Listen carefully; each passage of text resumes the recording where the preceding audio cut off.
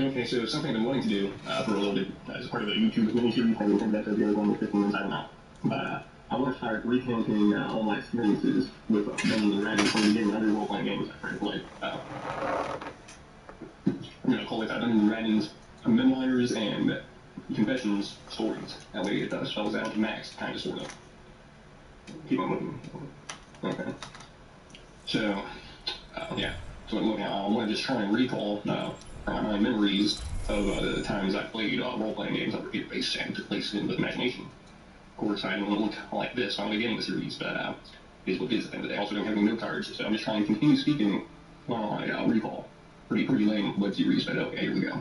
So let's see here, I'll start by talking about, I was going to say the first time I heard about Dungeons & Dragons was when I was in high school, and that would be in 2007, where I guess I started calling everyone in code names, so I could take their identities. I was hanging out with, let's call him Gilgamesh, and me and Gilgamesh were hanging out upstairs. We played a lot of Star Wars Battlefront 2, Oblivion, and Dynasty Warriors back in 2007. I'm already wrong, actually had earlier experiences with Dungeons & Dragons back in middle school just from hearing about it from store owners that sold Magic Gathering cards and video games and Mage Knights. I used to collect Mage Knights in middle school and play with Mage Knights in middle school. Enter shade. I don't know, attractive, unshaven face. So, I'll figure out a way to look better in future episodes. This is what Dungeons & Dragons is like. You know, everyone's just sort of not paying attention to each other's appearance because we're supposed to be imagining what we look like, guys. So, you know, I had what would you say, it's like a 2x2 foot box, cardboard box, that I filled with over $100, definitely over $100 worth of Mage Knights. And yeah, I think after we started playing Magic the Gathering to stop playing Mage Knights because we used to just set up our Mage Knight armies, and we never actually played. And Mage Knights wasn't fun to play, but it was fun to calculate the army values and to set them up like they were going to fight, and that's still something entertainment we did. We thought Mage Knights were cool. If you don't know Mage Knights either, miniatures, I think sometimes people call them clicks, because you spin the bottom when they take damage and they become in a weakened state. Yeah, that Mage Knights wasn't really that fun to play. So, anyways, I played a bunch of Mage Knights, like 2 dragons, an entire box. I think, did I get boosters, or I got boosters, I had to have, because otherwise I wouldn't have so many. But that was one part into how I got invited into the Dungeons & Dragons group, just because I found out I already had more Mage Knights, and Mage Knights or adventures did make the game more fun, so I got that in a second. So, you know, I heard descriptions about it in middle school, and then the friends started playing it in high school, back in 2007, I think, after I was a sophomore. And freshman year, we had just done a Star Wars club where we will dress up as either Sith or Jedi and lightsaber fights at different people's houses and just watch Star Wars movies and play Star Wars themed things regularly. But that didn't really last. Star Wars club only got as far as it did. We call it SWC. People would just automatically guess I was talking about Star Wars. And it was like, yeah, okay, well, we can't really get this past. And too many guys were uncomfortable being considered a nerd in high school because they thought they had some sort of social reputation that they needed to protect. So we played a Star Wars club, and that wasn't really a paper role-playing game. It was more of a cosplay, and I wanted to make a Star Wars comic book about 2 fictional Sith lords, but I didn't really hang out. So it was that in freshman year. You know, fast forward, my friends start playing Dungeons & Dragons, and they're all trying to DM, figure out who can maintain the best DM state and what exactly does it mean to play Dungeons & Dragons, and they're just all telling me about it. I think I started during someone's birthday. It was like their birthday wish to play Dungeons & Dragons, and that's how I started. It was a very sensitive thing, Dungeons & Dragons, because it's kind of sacrilegious. It has demons in it. It actually has demons with real demon names. So it's sacrilegious. It actually is anti-Christian. It has Roman demons from ancient Rome. Their names are dropped during the game if you just read it out loud sometimes. Yeah. And also, this sort of kind of seems like these ancient, century-old demons can observe events that happen in the dragons. But we won't be going into that. So, it's 2007, and I'm a sophomore in high school. And, I heard about these high school mechanics where you can find giant spiders that came out of trees. And you don't know what to do, so you grab those marbles and you just roll off a die, and it lands on flames. So then you just throw the marbles in the air and they kill the spiders, and those giant spiders, you know, and stuff like that happens. Or like one player is talking too much, so the dungeon master hits that character with a lightning bolt, and that's supposed to be entertaining players' story, was being killed with players with a lightning bolt. And what else was the story about? And then you also say funny lines while playing, like there was a bugbear, and it was at nighttime, you just barely make out it was a bugbear from the moonlight, and you approach the bugbear from behind, tap it on the shoulder, and say, "Nice night for a walk." And, you know, we laugh. Oh my god. Screen was freaking out. So I heard that one story, and basically, we're sitting upstairs in our big screen room. It's just a player and had that projection TV, and it was a large size TV that had an Xbox, a 45, 360 thing. So actually, you know, before I played it on I didn't have an Xbox 360, and I actually had a queen-size bed, and I would have my TV remote lying at my bedside along my Xbox 360 controller, and on the weekends, I'd wake up, and I'd be laying down in posture, and I would turn the TV on, and then turn the Xbox on from my Xbox 360 controller, and I'd just start playing Oblivion, and I thought it was a happy time. It was a happy time. So, yeah, and they're just raving about Dungeons & Dragons to me. They're just raving. And they're saying that Dungeons & Dragons is better than Oblivion. And if I don't think I've never played an Elder Scrolls game, I was really into Oblivion while it was happening, even though.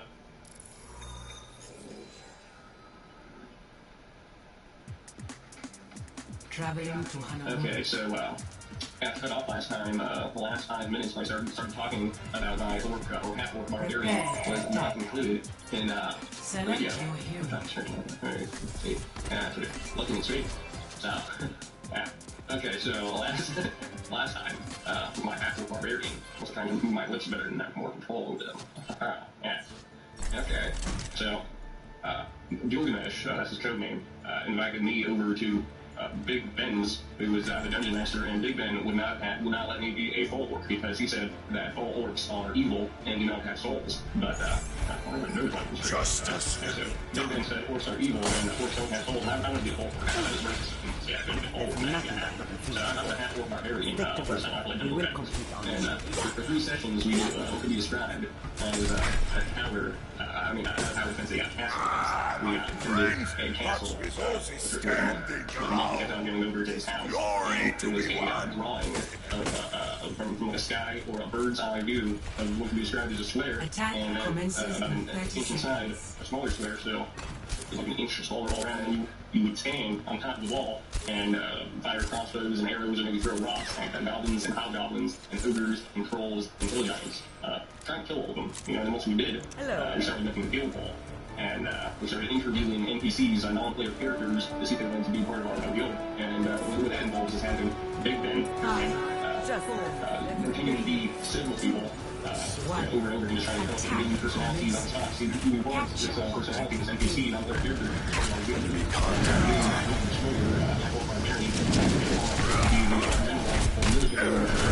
And we just started introducing ourselves to all the fictional characters and favoring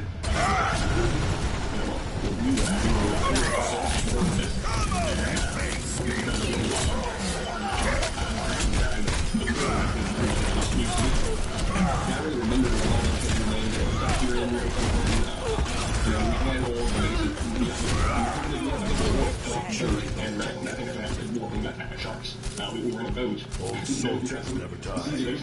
And they don't and there's more. You know, without thinking, jumped off the boat to try and shark in the water. And he didn't realize that his mom was swimming around and the sea was commence attack.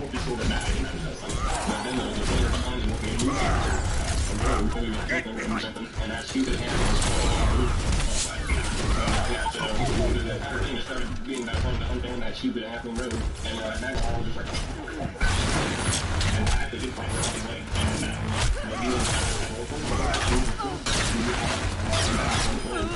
no strong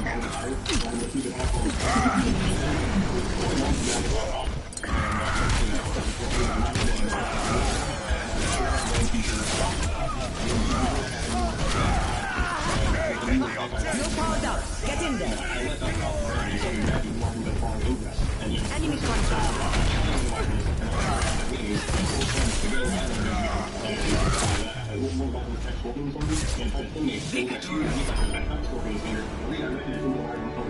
And then after I started leaving from Wyvern to Little Wyvern, with like a sort of like I don't know, little beach guys flying wolf dragons with scorpion stingers, and that's the best way I can describe it. I don't know what you describe Wyvern as.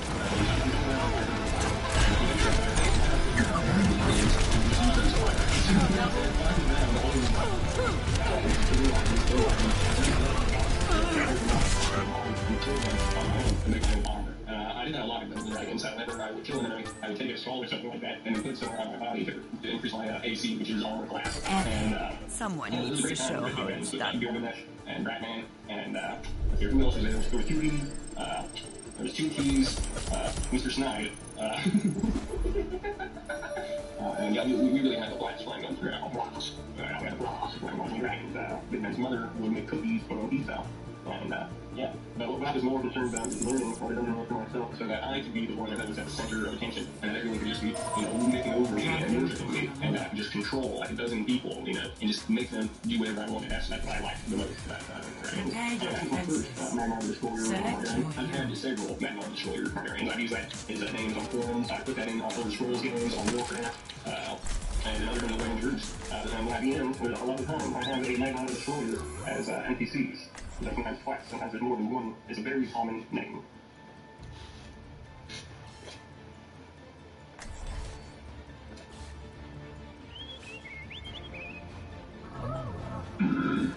Okay.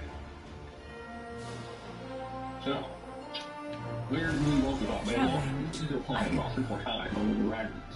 And we covered the rival scene, which was kind of the most awesome part. And, yeah, but and I thought about the go with a fire that I found as barbarian, which bad luck before. And so found that go fire. We like built castles after.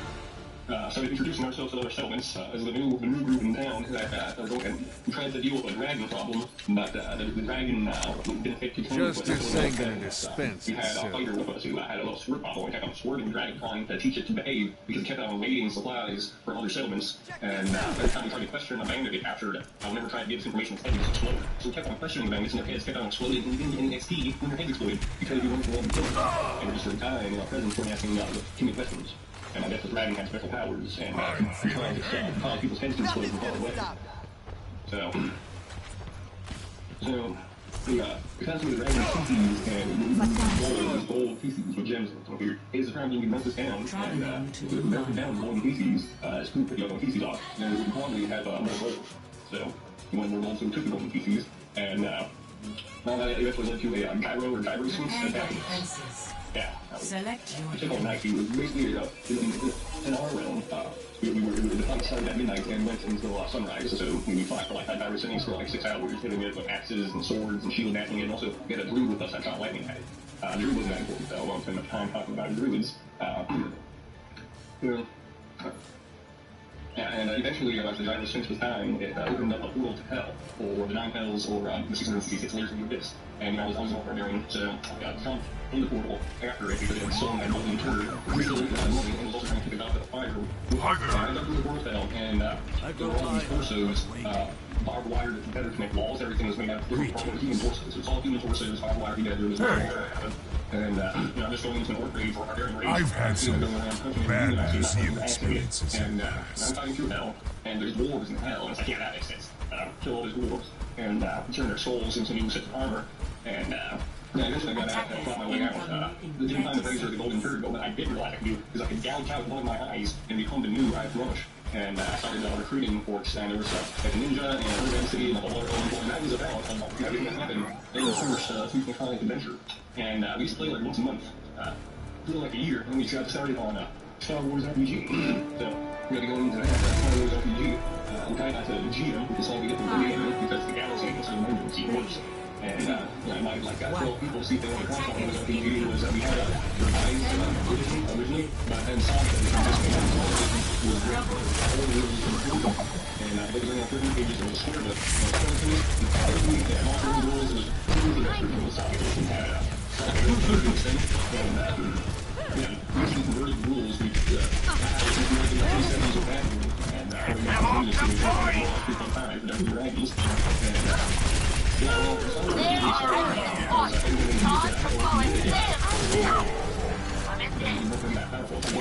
Or something, but Jedi are just going to be a weaker person in the group. And also, you can really exactly be Sith, that's why people are playing Jedi. And so you're starting to get those people. And they were cannibals, I think they all had Jedi Masters. So we had a group of 24 people. Every Jedi had a Jedi Master NPC that was holding their hands. Taking the point! Stop there! Jedi Masters traveling from 4 galaxies, and I got an Astro Nation kind of undiscovered world that had all these 30 people. 30 people. And then we're playing Max over other campaign sites, just sort of making that based on what you find on Wikipedia. And yeah, I was talking to people that were talking about like what happened was the one guy who wasn't Jedi shot one of the aliens they discovered, these sort of people that were stuck in medieval time, and he shot one of them, so the Jedi used mind control and had him go and wait on the cargo ship. And then it was up nice, like, yeah, it makes sense I never contact with aliens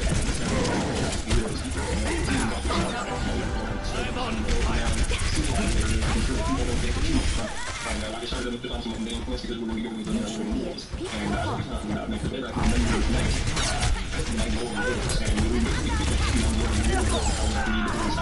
so we're going to be going to 6 wars and next time we pretty much handled the 25 and playing that Old Republic. So when I leave the one of the players, it brings a lawyer, P3A, and if you haven't played with it, and this is the entire campaign, we played this like 2 years, and everything that orders from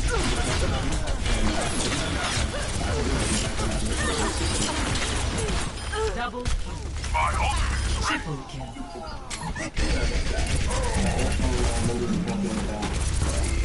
the Jedi's in the cargo ship landed on, and they didn't actually take the 2 times being on the exploration mission.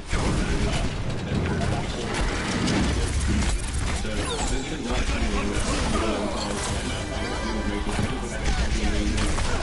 time for Ewoks. So we died long enough anyway. Actually, I'm not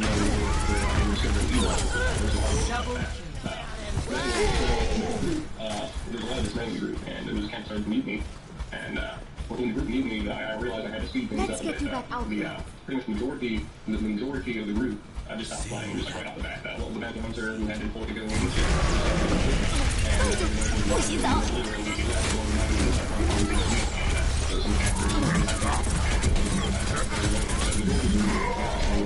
And then it came down to just 2 Jedi's, like a Jedi and I guess the ship pilot was still there. Ship pilot was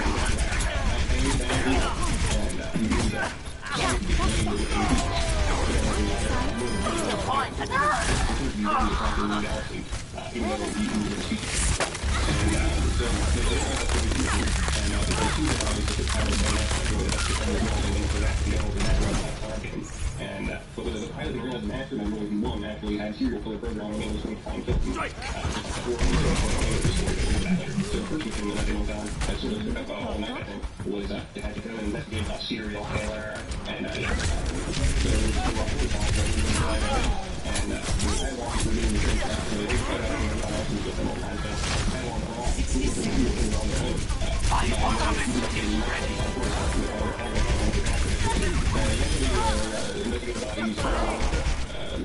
I guess I saw really racist stuff to us at the scene.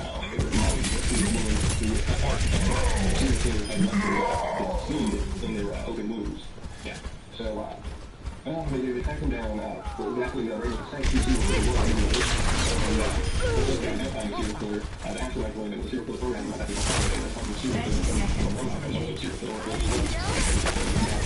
I'm running out. Hot turn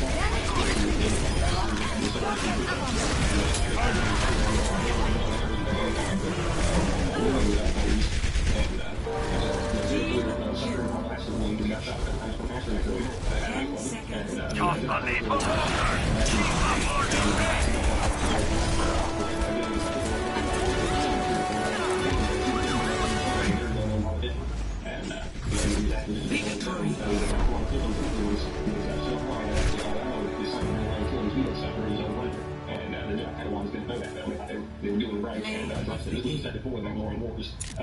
So, and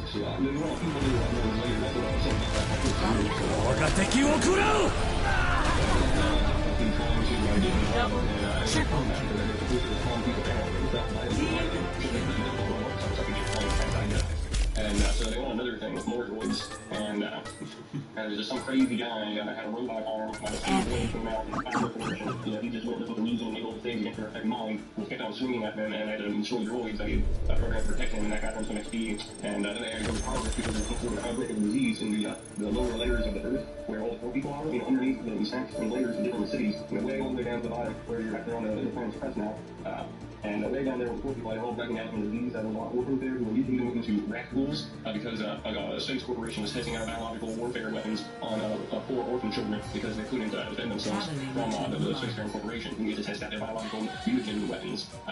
And the undercity of all these poor people getting away, and the astromech droid is just lighting orphan children on fire. It's got flamethrowers installed onto the fire, just start shooting out fire and electricity, just lighting children on fire, and they're screaming, and he's just getting XP and leveling up faster than anyone else because he sees what's important in the video game, how you get more powerful quicker himself.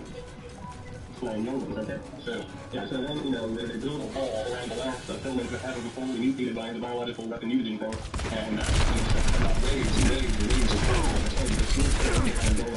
and just the Jedi's just unleashing just explosions of force, knocking the Raptors down over and over again. It was also like a magic thing, where some mercenaries and tank infantry just trying to work after them, and they held up inside their ship and activated a bunch of self-defenses and find everything out, like the door came down and killed him, and it was a lot of fun.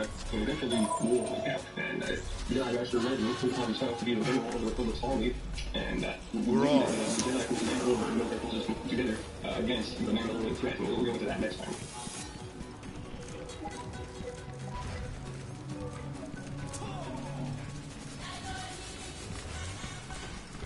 Okay, so not that much else happened before the Mandalorian Wars. There's also Bad guys. according to the Mandalorian Wars, we played like one female campaign where there's a bounty hunting thing, and there was a bounty on someone that was so like a person was so dangerous on a certain desert planet that they had to get the Jedi involved, try and bring them in or something. And it was a pre-made adventure, so the thing sort of was the point where they were all in small villages and buildings, and it's not being ambushed, and people on top of the buildings and all that and Heal up here. and it was like shoot through the dust. I mean, they were firing their blasters, which was only giving away their position still, and only the Jedi's could use the Force to sense through the dust storm. And once the dust storm hit, their numbers counted for nothing, and the droid got all the sensors confused and started looking for the ship. Just sort of Astro droid just sort of going around in circles, looking for the ship, and the storm ended up passing before the Astro droid found the ship. And that was an entire night playing Star Wars RPG. And we all that named their DMG, but actually they were just stupid, and they didn't understand the rules, and they just sort of expected the game to be led by their expectations, and that's totally, there is no game when you start doing that. Much better. So, then the Mandalorian Wars got started, and I got 2 new characters into the group, a new bounty hunter because the last one already stopped playing, who decided to be they're called Nephies or something, I don't know, but they're these really pale, beady-eyed aliens that are everyone else, and yeah, what Princess Leia pretended to be when she went to rescue Han Solo in the 6th movie, and yeah, one of them was that, and he didn't really love it because he was really good at role-playing games. Another new character was a Force user, a Sith, who was a tree. I'm a man on a mission. Stay out of my way. And he was really the only actual dark side user that was straight dark side from the beginning. And Everyone, heal up. in like first Mandalorian War campaign, I already enlisted. You know, the Nebby Bigman unlicensed not provided.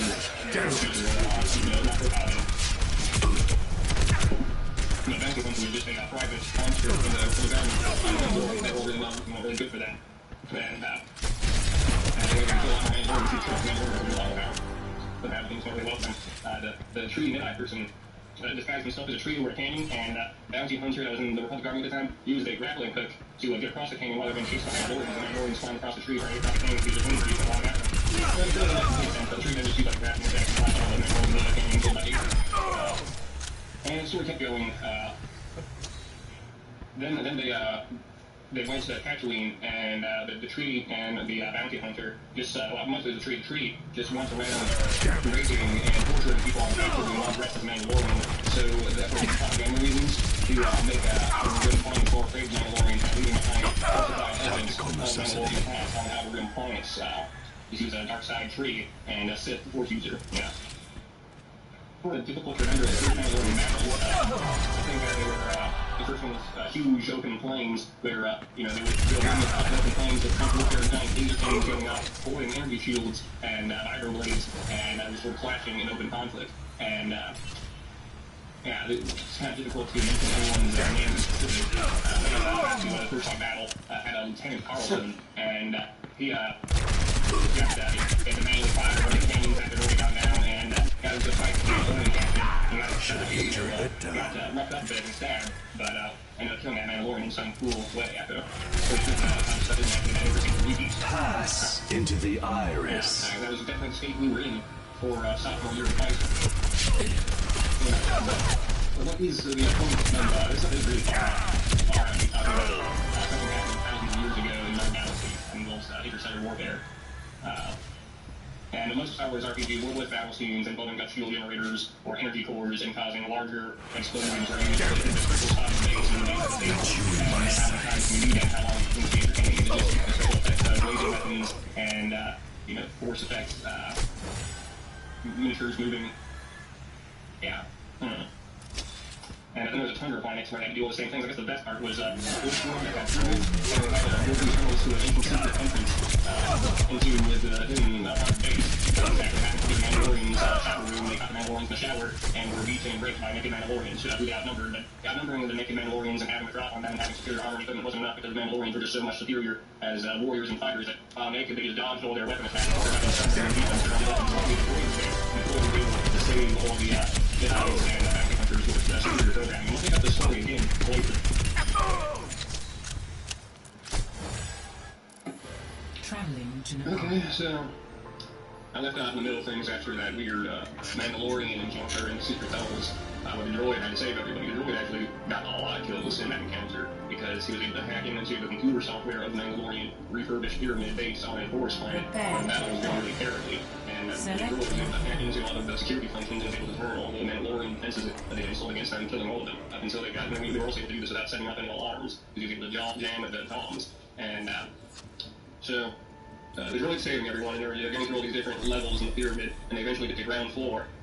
The ground floor is a hangar where there is a whole bunch of basilisk war droids and also basilisk in cages. And out of all the basilisk war dragons in the cages, one of them is still important enough to explain how to rewire the basilisk war droids to be able to function on the rider. The astromech really does that, and all the basilisk war droids, and the astromech analyzes its consciousness into a larger droid, the basilisk war droid. Look after yourself, and later on, the astromech started just saving copies of the droid's consciousness and installing them into different droid units of different sizes, so they would have more options to cast out its will or omit its program radiomatically. And so they might have had a bar talk.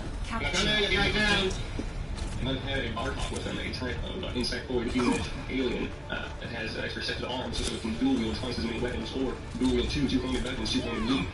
They all might not have had that bar talk with them. But so the Mandalorians have all the Republicans outside the pyramid base.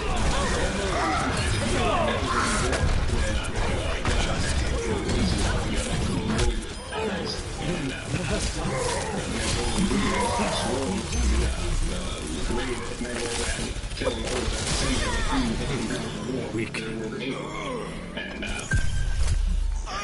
So, the other guys are mechanical mounts to ride, basilisk, droids, and I think most of the Jedi just sold their mechanical mounts because they didn't actually need them. Only the bounty hunter and the astromech droid have to do war machine technology, because they were the only ones with what could be described as a functioning brains, and the Jedi had all these weird opinions about the nature of futuristic technology, and You go. probably just more repeats of doing the same kind of battle, storming the fortress, taking out some weapons, silently, not silently, making the same kind of storming the key points, things like that. Not everyone in the group was moving up military ranks in a fantasy battlefield instead of doing other things with their life. Where to go from there? I am healed. Having difficulty remembering, and looks like I got some juice for you to read upstairs. So I guess next time, to take out the ashes here for astromech droids, create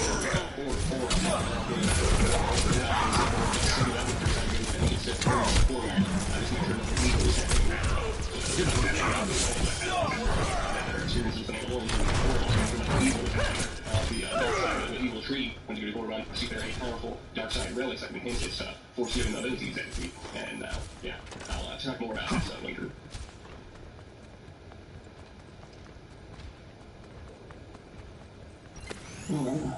Better. After the Mandalorian tunnel, the Jedi decided to let Corbin conclude if they were going to See that No one can hide from my sight. that's why the Mandalorian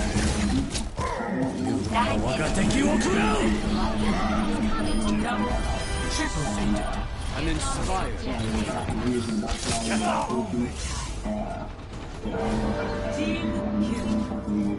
First round.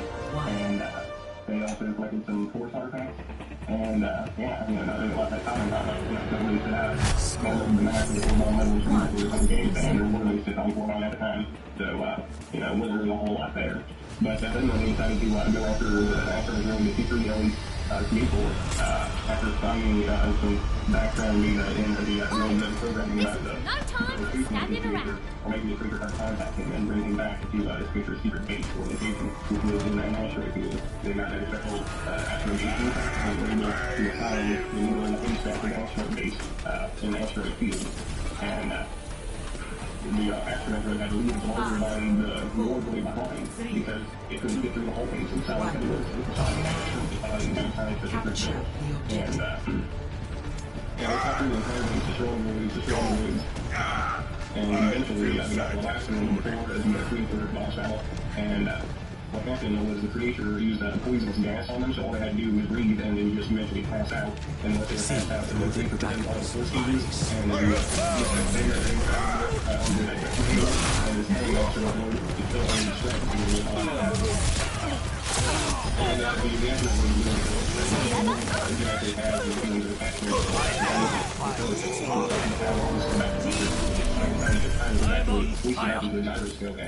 You have my thanks. Torturing the Jedi.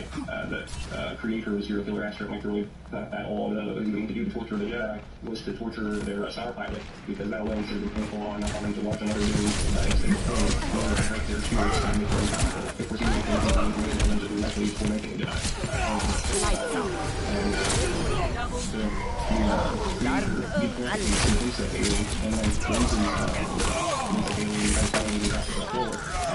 And the actual ruins of the Jedi, and the insect alien picks up its own decapitated head, and then smashes the control console that happened to be right next to the Jedi from the 15,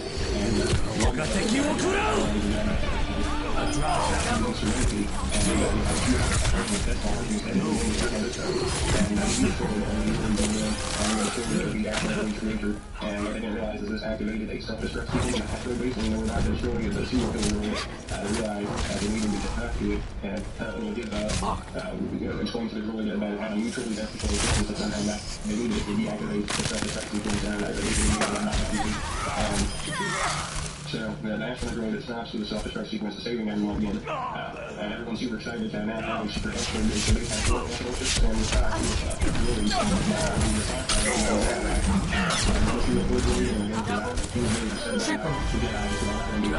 and how they were all sort of sharing in the loot of the fact that he felt that way easy to do and then he wanted to leave and wanted that. So he could actually basically self-destruct there with everyone on the left and keep the whole pack up and fold into the hut and all the real and secret and everyone found the gold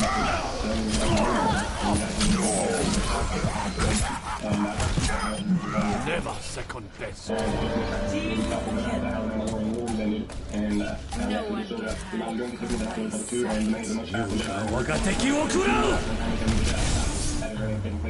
then the whole thing kind of ended up stopping after a year, finding everything about 1.3 by then.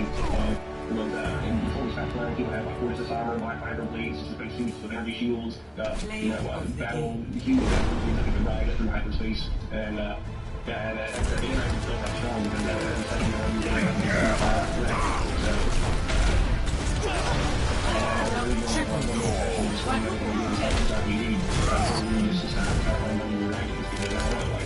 some reason, 3.5 Dragons just sort of seemed like a nicer state of trance than Star Wars. Star Wars is actually a really dark place. It's all wars, more than actually military base or religious orders.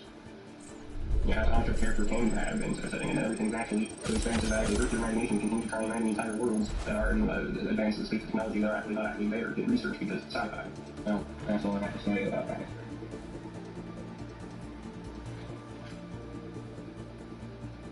Alright, so, we kind of got tired of Star Wars setting because after a while you got Star Wars is a very huge imaginative fantasy that has everything you would want in imagination, but all the name is everything so specific and weird, and of course has such specific limitations that you realize there has to be some sort of limitation there, not something too crazy, and that's why it's cool.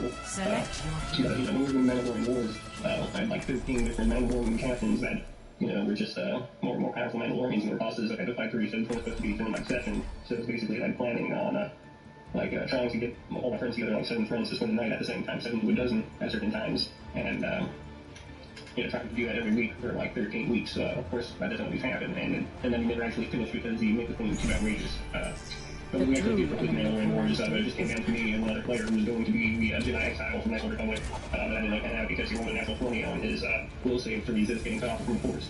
But he was at level 4-5, a Sire, and A9, and he was a Republic General, and Jedi Master. He fully leveled up Jedi Padawan, Jedi Master, so he was only level 25, and I think he started getting levels in Elite Trooper or something like that, just to keep on increasing his basic stats. But he also had all these Force artifacts, and I just put everything to his use a Force check. The other really powerful Jedi I picked up playing just made sure to have every single Force power on one side and our side, and the Dark Side tree ended up with his character and revealed itself as a Sith. I wanted the Jedi's like go 8 levels ahead of him, killed the Dark Side tree to paralyze him and cut enough lightsabers, and the droid ended up becoming a crime lord and developed a special technology up there where it could hack inside droids just like within his consciousness as a droid and started acquiring more droids and going to junkyards and abandoning their spaceships and rebuilding them into junk traders and just having a lot of junk droids from everything to put together.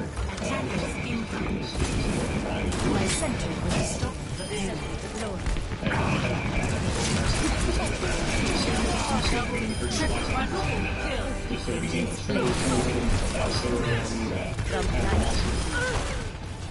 And then we're like two bounty hunters, I guess they end up actually we got three bounty hunters, one of them was a Trandoshan, I think, which is a kind of lizard person, or reptilian, and me and bounty hunters really got along. But there's a pale, black-haired, black-eyed person that was super short, I can't do two different camp people, and that was a person.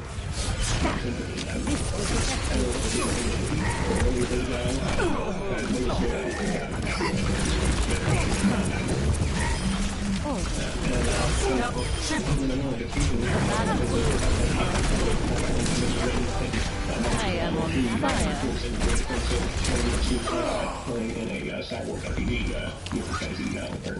Shield generator online. You are protected. Sentry turret placed. And I got started with one of them players and one of my cousins, and they didn't take too well to Double Dragons. But they go through those monstrous races. One was a tiefling ninja, and a tiefling that sometimes is like caffeine.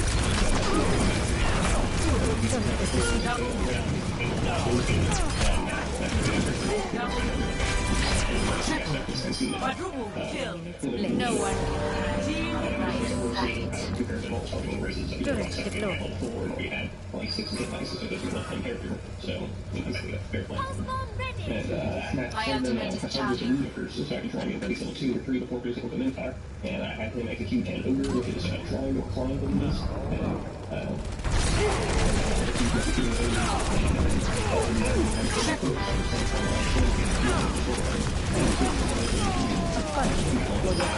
He's a survivor of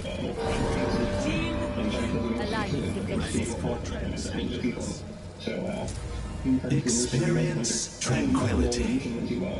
To kill a vampire, and we're going with an entire army of bounty hunters to try and kill this vampire. And he tried to get to the castle, and they were all bounty hunters in the house, and the vampire castle was the secret engines at the base of the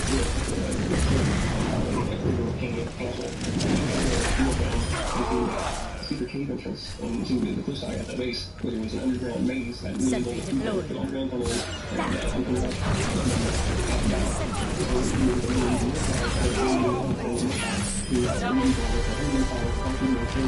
Shield generator is under attack. And eventually we can kill the vampire, but Protect the shield generator. but eventually they get driven from their castle and are traveling again. They just can't really, they're both leveling up, and they just can't roll through the front out of the life you can use and not completely anti-character sheeted. No one can hide from my sight. Getting to the vampire and feeding him, and then thinking for a moment that you already got a swamp on the base. And hopefully it was always fun to kill a vampire.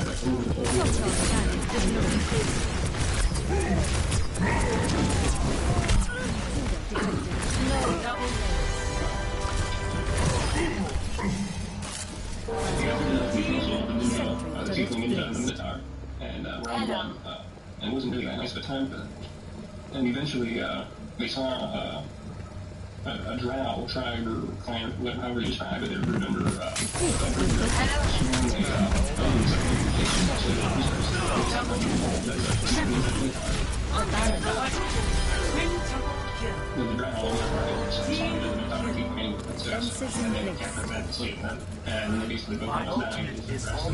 Experience tranquility.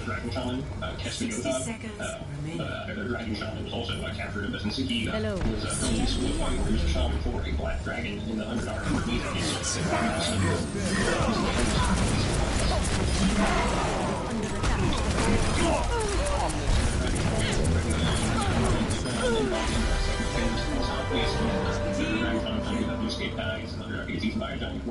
And the Minotaur gets pulled into a full fast at one point and gets it's like 2 days going after the Minotaur. And 30 seconds.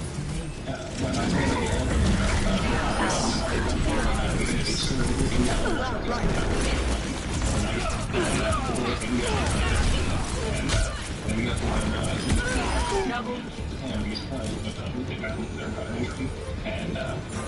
If I see a sword with a battle axe, and if there's enough battle axes, so it goes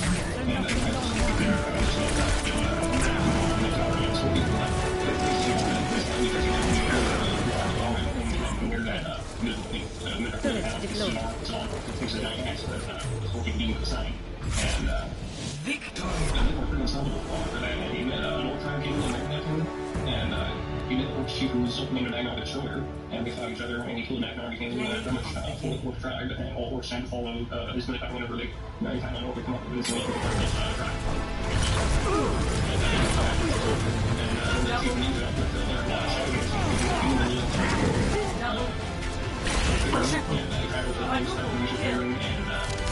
Beam power, and got special shadowing, so ninja training from beams through hazards, and so dodging lightning bolts, and killing swarms of insects with their bare hands. A performance worthy of repetition. And yeah, just a whole bunch of trap dodging. And then after he got his training, he basically kicked out of the demon dojo in the winter landscape, and as he was leaving, he fought a small cat-sized white dragon that killed him. Just bad luck, I suppose. And then the demon or tiefling ninja then went to the abyss, where he was tortured into a lich. And then after being tortured into a lich, he met with a shadow mage, Shade, and a drow and all these things, and the two of them traveled on a lightning, green lightning to the beam monks tower. That was just a flame of green lightning that they were, those that they traveled on green lightning to the beam tower, where there was like a mirror, a magic tree, and an amulet, and had to use all these different things to try to navigate these hallways, and look at the top of the tower and fought the demon monk and the demon monk that they turned out to believe they were trying to get a spell, but the astral step, or abundant step was right there. The abundant step right back into the room and killed both of them, destroying their character souls and made us complete them.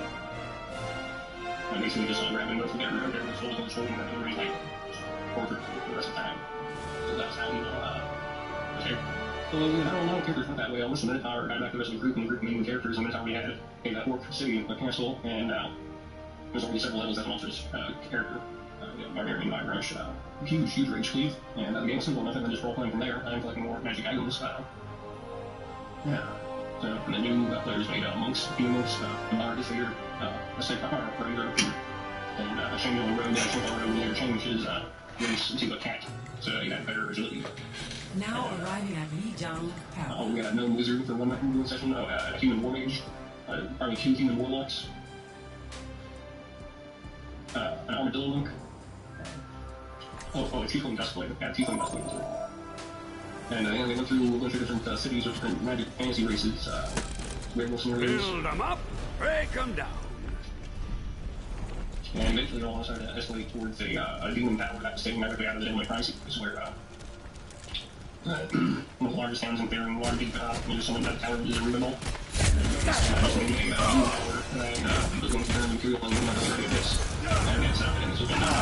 Into the eyes. The magic rank, see also, and just use all the demons and monsters. And if I ever won the ultimate probably an elf spider god. That was probably the most fun that should have stopped there. I've never gotten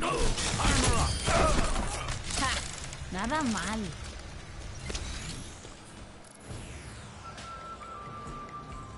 Now arriving at Lijiang Power. Okay. What's gonna happen this here? I guess that's alright. So we always talk about the tower, the abyssal tower of the Rubel, and there were like around a dozen mystic images across kind of arcane divine what magic time that was used back in the pretty much you got D&D, and these are things on these things, I don't know the details. Okay, well, we got black hair, overlays on the side of it, or something,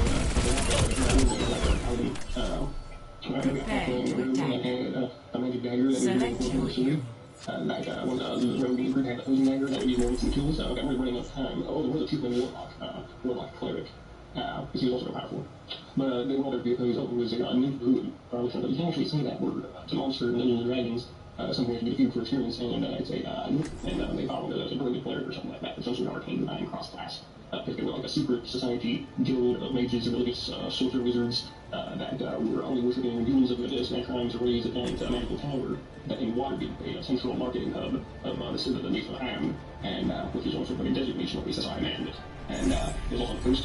One shot. So they had actually got like a magical tower, demons, and eventually like a group of religious wizards of different, ground imp, ogre mage, human, tiefling, halfling, almost like a fellowship.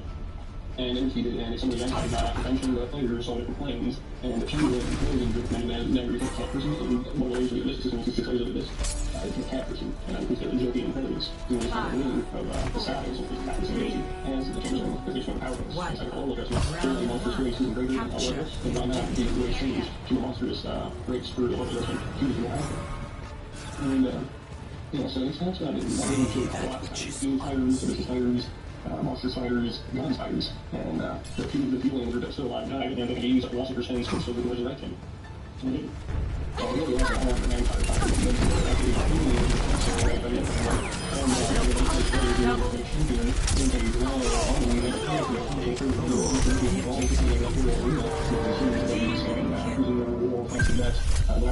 I am on fire, but an extinguisher is required.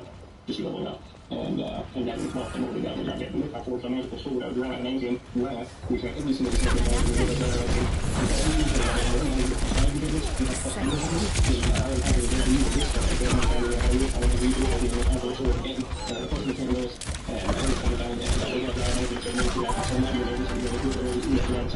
the sword's power started increasing. And today, like I said, eventually this came down to a hilt, but after running the chamber reacting with a black vampire came out of the mirror, and he slayed it the first time, but then later helped to find out. So he lost the magical sword, but like he did have a magical sword. He killed a cross-tiny girl's son, and eventually, after really too long after being attacked by a drowned army filled with orcs and ogres and various things, and around even the kind of magical smoky tentacles, after he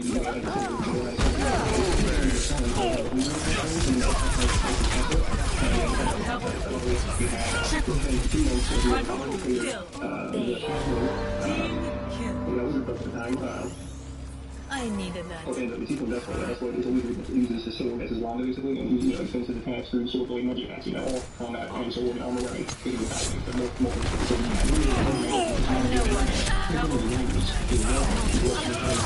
ancestor of someone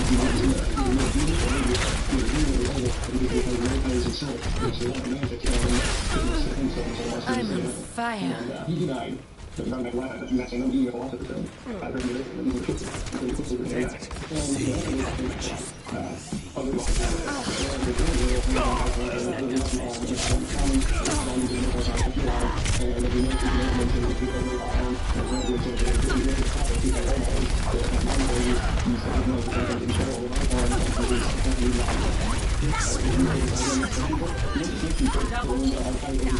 Best round. The cells and bunny dragons, besides the lions, there's only lions and snake people. Besides the lions, and she gets to work with the size wedding fighter. So if you could have a giant sword, you do it. It's only like a farm that would be only one very fight. I'll show them.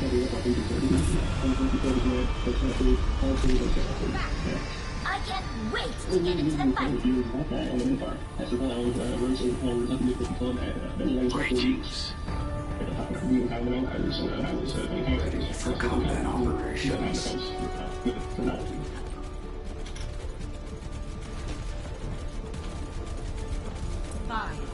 So we're talking about the eating hour for a while, and happened in one of the bolts, but religious mass users and trying to summon a super power to try and communicate with some sort of evil god to take over their entire realm and everything that is in the same dimensional pockets as them. And so the heroes of Waterdeep decided for their plan, and there was some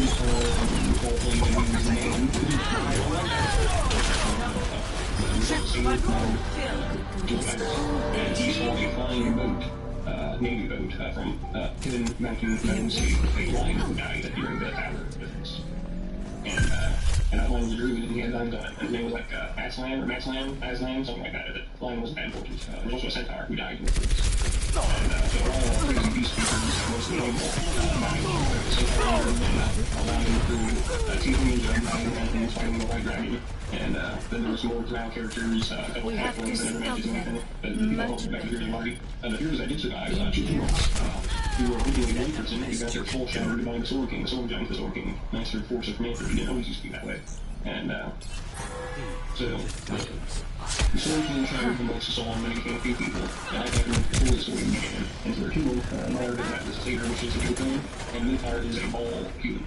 They have male cow horns, and then Moonfire is cows. One of the most natural features of this Moonfire is from ball language, and that's why we have so Moonfire,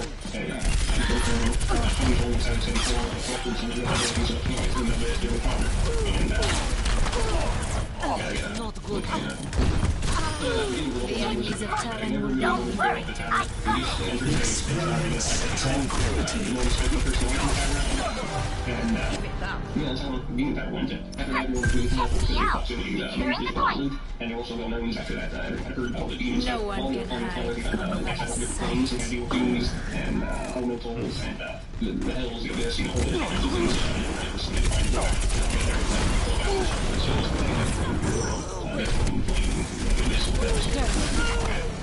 I'm on fire. I was also a demon monkey and they tried to upgrade the goat names and those could not just fly around. I will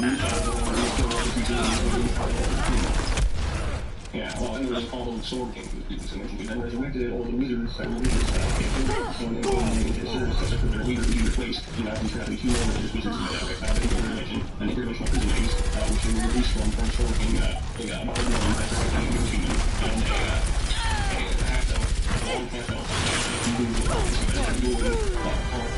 wands of mythology, was a huge advantage, and then those two, called cooperating, this is one of the version of goblins as minions, goblins as far as the horizon in all directions, and ogres, classic giants, snow giants, fire giants, stone giants, you know, every type of monster has these four categories, and we had them all in very different way, which is like a giant monster being god with their little line, and he put a giant fortress on its back that was also a castle, right, so it's these snow giants, and you also have the king with water,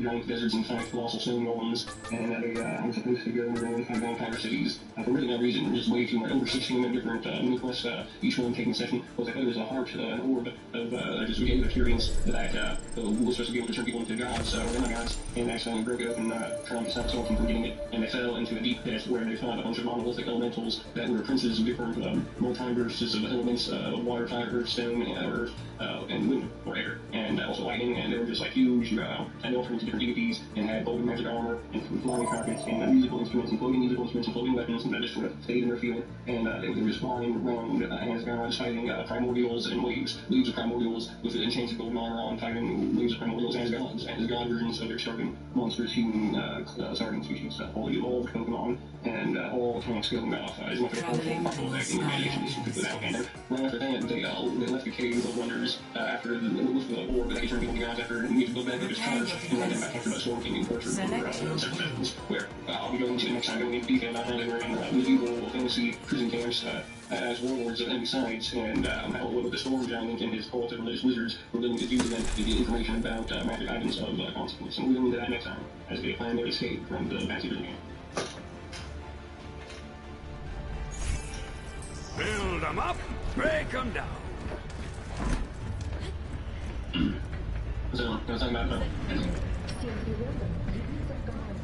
how the group, not the entire group, but most of the group, got captured by the Storm Giants and the Storm King.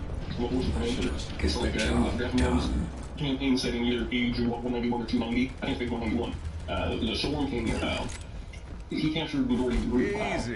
My ambition then with an army of trained mages that was able to assemble using the cult that I'm talking about, that they follow the Demon Tower, and as the creator wizards who are religious wizards that were previously involved with different demonic deities that they found out that Storm King had off the realm of demonic deities, so I'm creating some sort of anti-god barrier over reality. And that makes like the religious wizards had to ally the Storm King out, and to continue practicing magic. And they got ambushed with just a technical and no defense array, barrage of magic missiles just from enough mages just casting auto-hitting magic missiles onto the player group. So they were all dead, and then they resurrected the Deathman party and ordered that for information. Yeah, there's only one DVD level fighting. I hope you'll want it. Separate multiverse elemental planes that were just all fire, water, electricity. I foresee great things.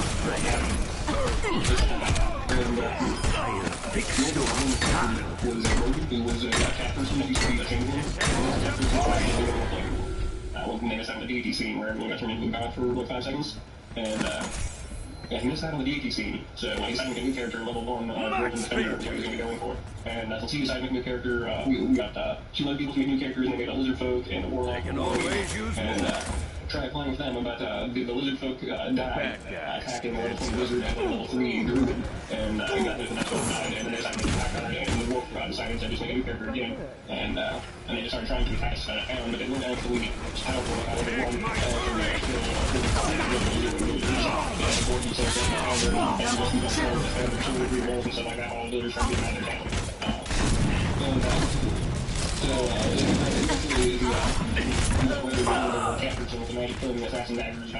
And armor. Underdark ogre and then I just avoid the session being captured by monsters from the silent blast and I just decided to purge that. Oh no, wait, that didn't happen. And he tried a different scene where he still got cursed by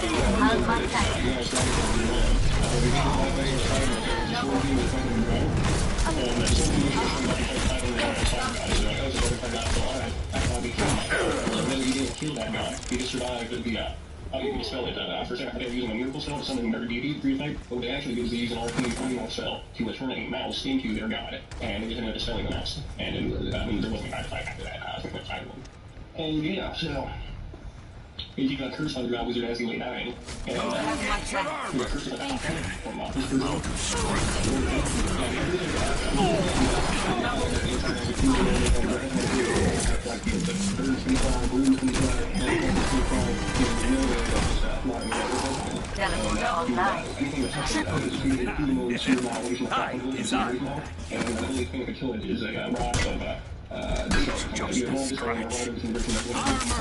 Annihilation could explode when you throw it into it that cancel each other out, just like normal matter and antimatter.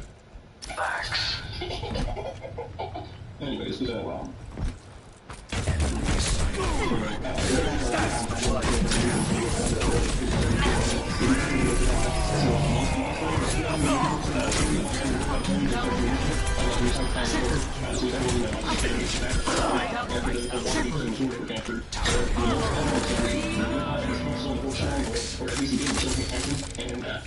His entire city inside a glass globe, snow globe, that's fake.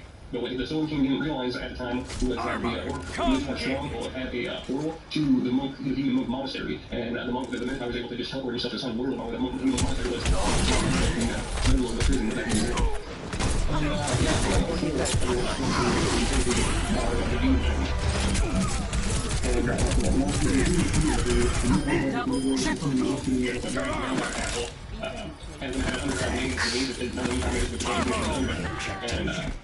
they used to have a black dragon down there. It used to have a black dragon down there. And the night like that, and was cracked open a black dragon in the castle. Was. And the goat man who was a slater, King Tyrant, he got a magic flying book that eventually could shift between all the realms. And then later the rogue got magic flying book too, that he just talked to someone he didn't say. They go back to the protect the teleporter. Into the iris.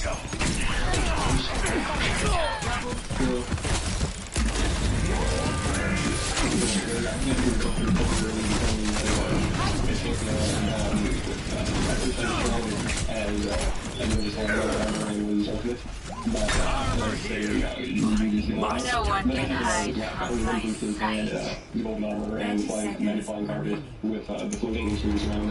Hold out a little longer, and you're done. And that happens to the cedar. Not be beast of a song. Cedar is a more beast-like.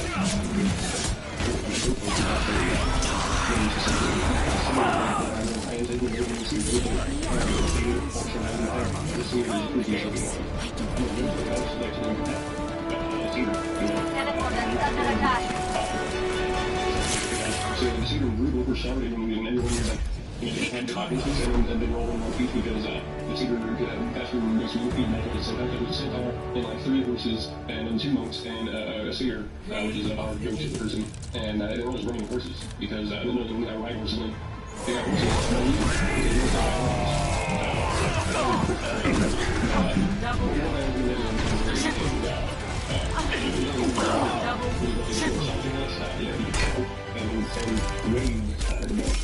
and you only have, like every choice you make in the Dragon Streets and your function, and basically, I just see the state where they will automatically level up their functions really quick. And just to see that if they actually have a character after they created it to its maximum, what that possibly look like by implementing this so far in the group imagination, in the group imagination circle. And the mid-power turned into a black dragon mid-power as a dragon power, and he just breathed fire basically, or his breath was all elements, acid, fire, lightning, all elements. And then the one turned into a demon, and the other one started wielding icebergs or something.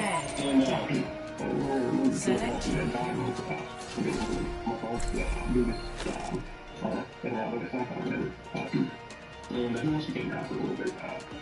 It was guys middle arm, and then the keyboard had like one arm, and middle arm probably on the same side, and the middle arm had runes on it, and if he had a magic sword on a sword that was always on fire, a fire sword, with his magic arm, he could raise out of his fire sword with fire, turning his fire sword into a ranged weapon, and also had a fire sword that shot out of his gauntlet, like a short sword with fire. That one was fire sword that already written on the enchanted along with special magic artifacts, he was able to shoot the fire balls off of his heroes and got from killing nebulas and other motion and travel to a magic flame switching boat, and so that happened a while ago. And his ancestors were actually horn metals, and he Get ready to move. And he basically, his devil infernal ancestral lineage activated, and he was in fall horn devil, and with an arm still. And he was dual wielding his cloud sword and Sephiroth sword, Jilt, and Naga. And I kind of brought that up. And he had a Naga ghost that he killed flying around, and even though him and the Naga tried to kill each other, and he killed the Naga, the Naga stayed with him because they were both very like-minded and actually fused together. Naga is just a head, and then the rest of the body is a snake. I can fly and use Naga. And he fought that thing on top of the lake. And he was water walking at the time of finding Naga. And he was walking on top of the lake. I think he was clicking and bringing his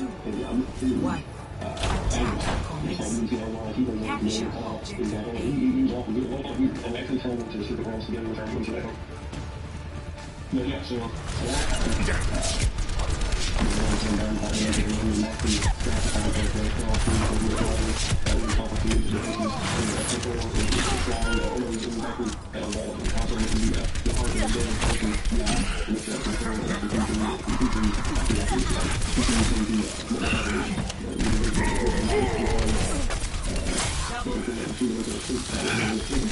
Everyone, heal up. Secure it. I'm on fire. Was if you took a keyboard, and filled it in color pages, I am taking the objective. Reinforce this position. And held it up. Now that was 60 years on the page, that was letters, within that I can hold 1 to 3 or 4 users that have a 22, and I mean,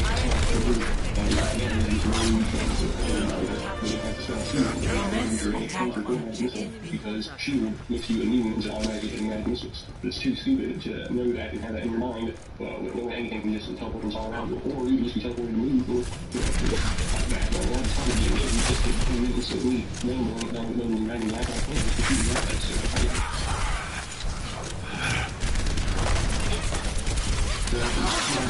Lay down.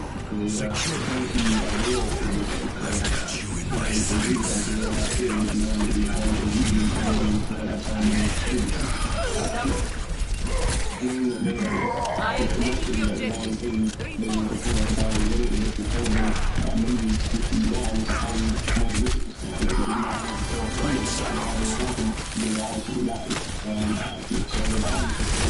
Healing.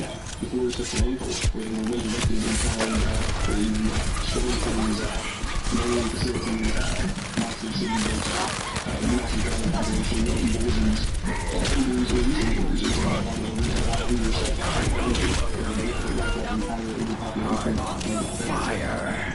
Better stay out of my way. I claim this objective. Stand with me.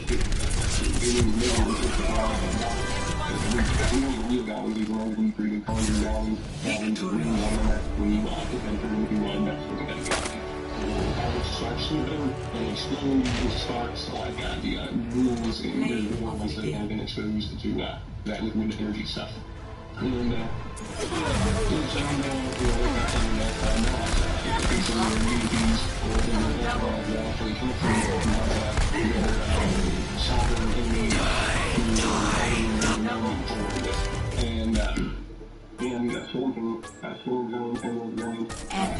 Job well done.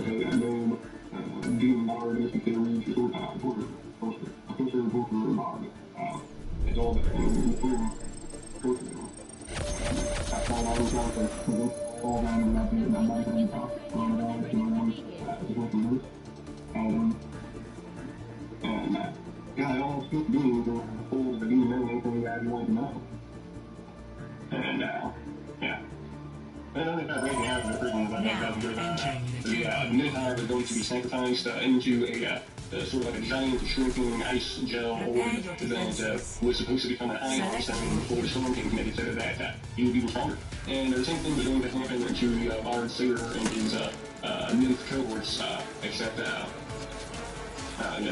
were being exploited by beholders or something, which are just flying bunches of eyes, basically, or just heads with giant eyes and tentacles of eyes. And because they were nymphs, the beholders just exploded. And they were in for the Sayer to just make a run for it, which he did. And he basically just running through it in the center of the Storm King as a giant emperor. He was in his camp, and he was just running through the streets. And somehow, he basically I will protect the innocent. And to talk to the false mountain, where his friends had, you monks had built a monastery for humans to help each other, and get each other, get better at those things. And not just humans, but also dire, rare elephants and guns, things like that. I lost many good soldiers here. But one of the monks got his head and bit down by an octopus. And that happened. His demon soul, Baal, was released and had to fight the Storm King. And Baal, who was imprisoned in the monk's soul, was destroyed by the Storm King. And when the demon monk's under half of its soul found itself, it became a real person after that. It was no longer two different characters. And but yeah, then there was the Death Metal Arm, and they actually detached his metal arm and were trying to study it for inevitable technology from the inevitables. And the Bard helped him, and with another inmates escape from the Storm King. So they got all the inmates and criminals of the Storm King ended up losing him, and he started trying to get out of the Storm King's empire. A lot of monks had completely lost all his abilities because he had gone from two different people to one, and he just went up under the step, and they tried to take him to the town. And just sort of tried to blend in, be a new person altogether, so he made a new identity. So he was attacked by a battle of being built and things kind of balance, and I get it killed. Operating at maximum efficiency. And give him to exist. I give you a hint to shoot fireballs at his hands. And comes the fire people for eating. But that's besides the point. Much better. Yeah. That was actually when everyone came back together in the monastery. Well, because under Hancock Storm King, and it wasn't Hancock Storm King, and or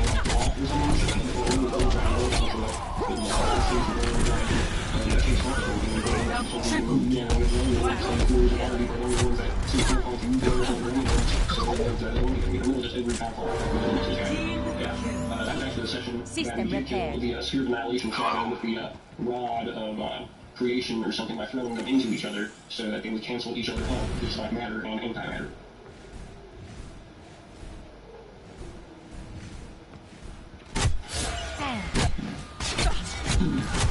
Justice reigns. It took someone a long time to get back from force member who time world member without seeing the person who was on time world monastery. Minotaur escaped, pure strength, using special armor on describe. So many wrong terminology used back then. It was high school, middle school. Kids had a lot of vulgarity to them that shouldn't be, as a huge race moves forward, we won't have the same experiences as the previous generations, and this is all a fading thing. But yeah, they go into all the orbs of the dragons to control all dragons, and they had to fight their naked statues of stones and deserts to get such a diamond that could move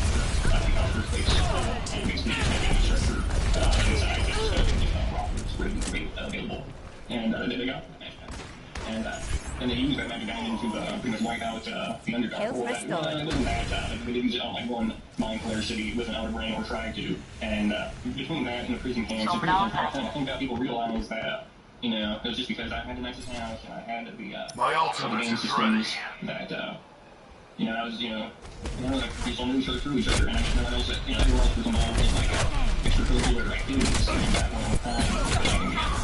and it was MACS, so I was just trying to kind of big money as possible, Made and I a just had to tactical visor every characters, and Much better. also just put together more imagination from every story we'd ever heard, and every art piece we'd ever seen, and we could all put together books, to flip through real fast to have something to say for what these things did. And the game slowed out. What happened was they released the next edition. We did all that with 3.5, and we started playing 4th edition, and we did a couple groups of that. And I guess it really was harder to more people to remember specific characters.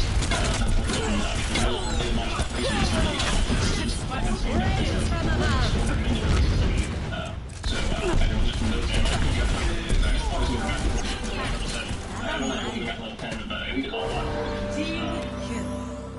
System repair. Starting off into those first levels, and I guess they wanted you to realize that you don't actually have time to get to level 30, and they'll give you level 30 in the first book instead of separating all these classes and different things. And now 5th edition just came out. I only opened it up at bookstores to get some idea of the difference, and they're even more expensive than the editions I played it. But I can't really put anything together in my mind. It's just a sense of nearly kind of tired.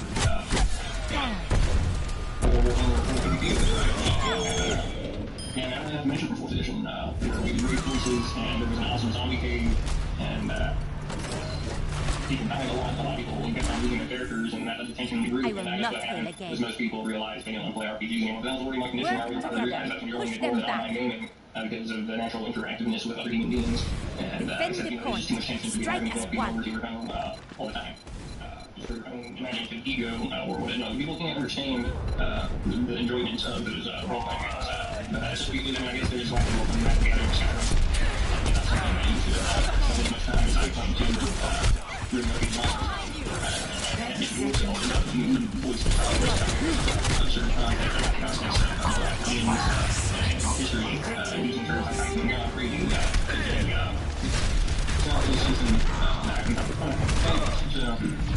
we're going to be going into the next episode. Back into the frame. Heroes. We started mapping Fire at will. heroes, or heroes. Actually, just we were the first time we were trying to imagine ourselves in relation to the real world, only with superpowers, and where you weren't just a super weird character in an over-violent universe, where basically a tragedy was happening, and for some reason you were all of a sudden more fit and capable, and some people could shoot lightning or fly, and other people chose other powers, or powers that were only advantageous if nothing ever happened to you, or lost. And we did that for a long time. I basically just obsessed over the feeling of just moving text around and image responses, and because a lot of those also enables too much, and overstimulated my ability to enjoy comic books and video games to the point where I can't even really touch them. And I tried to apply my imagination into the real world, and it is actually just too much overstimulation to try and photo real in your brain's imagination ability so many concepts so quickly. It's easier when we're still imagining everything as cartoon paintings, basically. And I spent a long time on a quest about a vampire cave, but I was just never really understanding anything I was about. And I just really enjoyed Advanced Scientist of DM too much. I just put everything into it. I don't just like. Let's start describing as ambiguously and anonymous as I can the basic story structure of a superhero myth set in the real world, as best as I understood it, junior and senior year.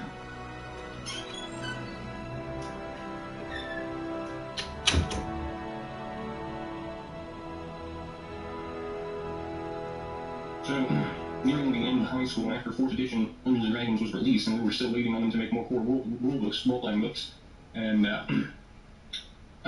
there was just a slight game mechanic where it just sort of fell to, like, all the fun was happening on 4th edition now, and there were just slight changes. Not every change was good, like, the items that increased your power had the level prerequisites, so that you would have to already be a certain level in order to use a certain item, and it was just, like, things like that, and then also, it was just things like that, and added up. And eventually we realized, hey, why don't we just try and make our own game and entertain each other? So we just started making rules to imagine ourselves as basically mutants or deities in hiding, or whatever sort of description you can come up with for how your mind and your imagination can suspend your disbelief in order to have a superpower or special ability. And basically I started them off in high school, so because that's the only superhero you would actually want to learn better if you're in high school still, because if you're in college, you're already sort of too old for storytelling, comics, video games, movies. Your entire concern in college is to get married and have children and never do anything fun again, because you're just going to be slaving for those children so that you can afford them to go to a school and get put into a stationary position where until age of 18, your future between 17 and 18, you spend like $400 on your college entertainment, and then it's like, well, now you're just off to make a college yourself, so then when there's going to be just a 17 and 18, you can spend like $400 on their entertainment, and then after that, you just all don't have fun, and you just reproduce for no reason, so you just put stress on everyone else satisfying being yourself. And so everyone's in high school, and basically from like Phyllis or Atlas-Atman, reporters, reporters, mercenaries, and robbers, they come to school, and it's a shooting in progress. And everyone gets pushed out against the wall by the school shooters, and school shooters are moving their classmates around, and telling them to do stuff because everyone's just a sheep, and they're just cattle, and they have nowhere to fighting back against the people that are just willing to pick up bombs, so there's bombs that floating around in society. They didn't have one for health that they were going into, or you just pick one up at the grocery store. And so then there's like a blackout and a flash, and then everyone, it doesn't matter who has, the firearms, because now some people, their senses and agility and coordination are so much better than the person with the firearm, that they just decide the person, they have the firearm, and then it's just a shootout, and somehow somebody can shoot lightning, and another one can turn with a mist, and move really quick like a comet, and then maybe one person can stop time and just, move around while everyone else is frozen, and, or maybe one person just felt that they had the need to speak and said words that no one else was talking, and so there was like a bubble around the school where they couldn't leave, and there was no physical barrier. There was just some sort of magical bubble that made them prisoners in the school. And eventually they broke out of that bubble and had to deal with the police because they realized that the police were actually not there for them, but the police were actually already against them. And then they were captured by corporations, and they had to break out of the corporation's asylums twice because the corporation had captured them and convinced them that they were insane throughout their entire existence, and that only the corporation was right, and that everything they did for the corporation, or else they would have their head exploded. And so, they're just slaves to the corporation, and then the corporation sends them over to drug lords, and then they have to do everything for corporations, and the corporations are having them work with drug lords, and they're not going to deal with drug lords. They have to go to Los Angeles, and then they go to Los Angeles and try and save like 50,000 people that they didn't meet in a stadium, and there's a cult, and there's like 50,000 people's lives in danger because of a cult in a stadium, and there's like a giant dinosaur or dinosaur-sized thing, and it has horns, and there's like a nuclear blast, frost, which freezes everything and causes winter for no reason. And so the drug lords were on fire for some reason, or they could shoot fire, but fire was involved somehow. There was fire involved in the drug use, which didn't make any sense at all for human beings just to be walking around with fire. And then with the celebrities and their venom, they had venom instead of fire. And they were even worse than the drug lords. I meant in Los Angeles. Los Angeles actually turned out to be taken over by aliens from a dark world, and the aliens were trying to fill the heroes with their venom so that they could be part of their cult of aliens. And after that was just zombies, they finally decided that there was going to be corporation spawns, and corporations sent them back to their home state where they had to deal with zombies and drug lords inside of schools. And drug lords just barricaded themselves inside a school system, and were just controlling zombies. And then once they got involved with these new zombie drug lords, they realized, well, why not to try and play both sides and play the zombie drug lords off against the corporations? So they're trying to do that, and both sides are attacking each other, and some guys attaching a car battery to his nipples. And things couldn't really get any better at that. Then there was another frost storm. This one was more like a hurricane. This time there were wolf people. And these wolf people were from an ice world that was attacked by fire. And they were drawn here to frost to fight fire. But the wolves would fight the undead burning beings. And they got involved in that. And then after that, they were captured by some famous old person who convinced them to just sit down and drink poison, just because he asked them to. That he told them it was the antidote to poison, and that they already got infected by and from radiation. And once he had them all believing radiation, he got them to drink the antidote for the radiation, and then they all passed out, and they all woke up in the asylum again. And this time they couldn't use any power or ability, and they were just completely useless with muzzles on and straitjackets in an asylum until their other friend broke into the asylum and killed everyone that was keeping them down. And then somehow a temple storm broke out, and they woke up in. They got hit by the temporal storm. There's this guy from the beginning, when the school happened, Guy Smith, who just sort of showed up, and he had a beard and a mane, and didn't wear a shirt or shoes, and walked around with a sharp-edged piece of metal for decapitating and stabbing monsters that were from his world, which is where they found themselves, in either the past or the future, or maybe an alternate reality altogether. And they were frozen in ice at the school, and then these super soldiers wearing full power armor and carrying giant machine guns killed the bearded mane, no shirt, no shoes, dagger-carrying person, where they captured him and took him back to the Citadel. That is led by a man that had pupilless eyes and white, pure white, snow white skin, and no eyelids, and no ears, and no nose, and no lips, and he was dressed in all black and had a bunch of metal clippings on half the side of his shirt, and he had a collar on. and it was also walking around with a sword and a sheath that looked technologically enhanced. And they were undiscovered, and they had trekked across the snowy, ice-covered wasteland, fighting giant worms and giant spiky armadillos that rolled at them. And then once they got to the desert, they traveled across the desert and were attacked by gangs on motorcycles with chains and spears. And then once they crossed the desert, they got to a parking garage in in fact, overrun wasteland urban setting, where they were attacked by the super soldier power armor-wearing, gun-wielding organization that was in control of the apocalyptic aftermath of civilization, wasteland, Armageddon, end of the world situation, where every area just became a wasteland, and there was giant monsters everywhere, and there was just a power structure already set up that was outside of them, and they were strangers in a foreign world. And then there was just about a dozen of them, or a really big squad or pantheon of like future 30-year-olds or any age, but timeless to them, or where their life was sold out the most, and it became their true form. But each one of them as an anti-villain character of themselves, where it was just a more powerful version of their future self, where the entire group had to defeat each other's future self. It was just supposed to be imagining themselves as 30 and just like 10 or 20 levels higher, and just so that they actually needed someone with their friend from their past to defeat their future self, because their future self was going to inevitably be an evil version of themselves as a child, and the children's squad had to defeat each one of their future selves. And who were mutants, deity things, and mutants or that evolved the persons had them actually took control of the world, and there was war and famine, and giant volcano exploded, and ash cloud covered the earth, and there was just gangs and tribes and the different stages and levels of technology, and there were motorcycles and giant wolves, or dinosaurs like raptors. So there were wolves and dinosaurs and raptors and motorcycles. There was like Mad Max with just random monsters and stuff from like the Jurassic Park, and yeah, the entire goal was to find each player as a more powerful version than they could ever get to as a character by uniting as a squad.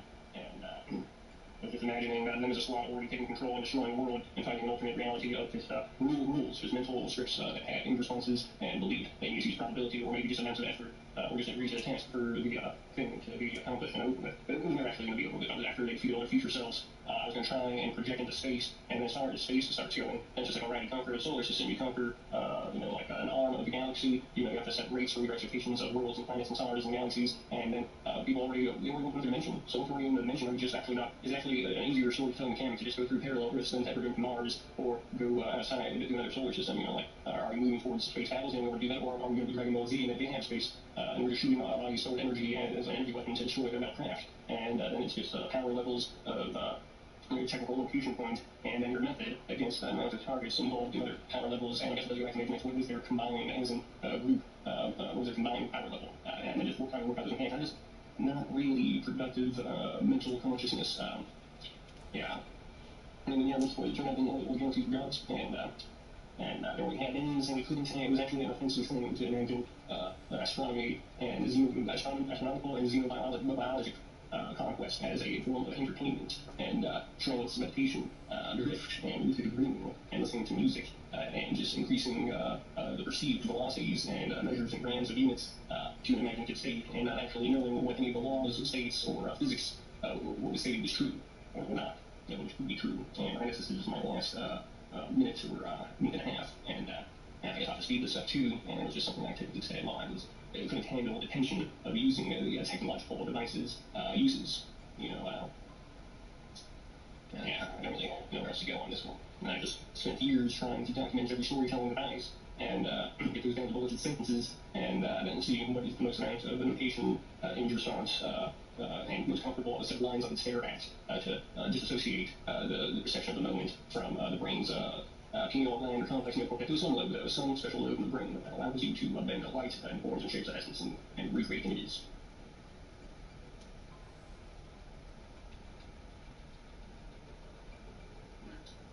Okay, so the plan was to have them all battle future versions of themselves, but everyone was already evil, and every friend they had or other person they had in their life was another type of evil, and it took the 12 evils to solve the problem of each other from every direction. It was basically like an astrological circle, or the zodiac, of different personalities canceling each other out. And we didn't really get to play, because school ran out, we didn't have the same lives anymore. We actually had different lives, and we had to learn that the hard way. And also, a lot of us realized we weren't really friends, we just happened to get involved in the same weird thing, role-playing games. Yeah, so we kind of all went our own separate ways. We did get together to play sometimes, though, and, there was just like a chrome environment where everything was extra shiny and reflective for no reason, and there was going to giant monster hives, and, tanks blowing up, people turning giant and shooting lasers, or going into dreams and reliving past events. What else? Well, there's a time traveler and a new person, and two people in the group. One person is going to be the bridge between this world and the spirit world, because they were just going to copy the show Avatar. And we got a time traveler and the bridge between this world and the spirit world, and then a celebrity that was trained in martial arts and could shoot. It was basically like Bleach or DBZ at the same time while the person was supposed to be a celebrity, because that actually was sort of how confused our minds were at the time. That these celebrities would actually be more enhanced and amplified, as a spiritual person, Jedi, monk, martial artist thing, just from being a celebrity. And they went back in time, went to feudal Japan and ancient Greece, and they were going to try and find Atlantis and have them build giant robot RVs that could fly through space and maybe explore the multiverse. And there was going to be an ancient gorilla city, or maybe a giant pyramid creature, but people actually were not interested in their own history, and as soon as they traveled through time, they actually seemed to be willing to travel back to the beginning and pretty much stop their own species from occurring, just so that they would have no competition at all. They basically saw everyone else in existence as threatening their omniscience after they can travel through time. And the bridge between the spirit world couldn't really do anything, just sort of let the celebrity kill animals so that they consider themselves to be a greater being. And then the time traveler just, after trying to stop his own species from occurring, actually trying to destroy empty space. That it bothered him that empty space was even a conceivable concept, and he wanted to see if he could send up random ripples like the movie The Core. And if you saw the movie The Core, when the planet's core stopped spinning, there was like this magma sphere hanging out from like nukes in a circle to keep the magma flow circulating. And that's basically what we try to do with dark space. Except instead of trying to keep the universe there, he tried to cause as many incoherencies and disturbances and distortions that the universe should unravel. And at the time, we were working out instead of rolling, so he was just doing squats and trying to unmake reality in the universe. And really his only goal was to stop all space-time. Yeah, and bringing this to YouTube, I don't really see where the story could go. There's supposed to be a really intelligent new character coming in that was going to make a machine portal and go into another dimension where everyone else was still battling their future selves, and he was going to help. But I mean, really, it doesn't really seem like you can actually make a story interesting at all. And if you're just trying to get people to exercise, it's like maybe you could just have a group exercise circle or something, but no understanding what the mythology is about. I don't really think of anything else to bring up. Well, once you get past like the idea that there are like 100 billion stars in a galaxy and then 100 billion galaxies in the universe, you can tell you're never actually going into actually build the outer space in your mind. I don't think so. We have a way of saying numbers and doing number calculations. I was just trying to do the writing thing, except I was trying to fill it with real world information. But the problem is basically sort of lost my understanding, because I'm not really too sure there's any actual real world there, is what it's going to have to be. Like reading Stephen Hawking's Brief Illustrated History of Time or whatever, he said that all matter and energy in the universe equates to zero, because they all cancel each other out when everything goes back to a 0 point, or singularity, which is what we have been suggesting it has been this whole time. And, it's not really a conversation that goes anywhere once you just start talking about creationism and cosmology and astronomy and theoretical physics and metaphysics and multiverse theory and theology, quantification of space travel and the relation between stars and the periodic table of elements, nebula hypothesis. That's all supposed to be hydrogen, a single proton, electron, atoms, and just gas, empty gas filling the universe, and then they all just sort of pull on each other and make these giant spheres which then ignite, and then it concentrates the hydrogen into helium, and then it explodes, and it creates a cloud of new elements, which are just combinations between protons, electrons, and neutrons. I think neutrons. This is actually basically it wasn't originally dragons. We were just sort of trying to see who could follow the periodic table of elements the most through star cycle creationism. Does anyone actually believe in this? Can we actually trace the periodic table of elements through the chain of evolution and all planets and stars and stuff like that? It's basically there are two types of minds that still are intrigued in this weird conversation dilation. Is the type of people that continuously imagination ego battle, where if you try and say anything, they'll just try and say a bigger, worse thing. And it's like, well, how many times did you loop me with or laugh me with your worst thing? Or are the types of people who actually think that their brain is capable of understanding all things and officially able to project real reality? And that's what they try. When they try and convert you to the real reality by projecting their intelligence into your mind, so that you can tell if people are lying because you believe you understand all laws of all things.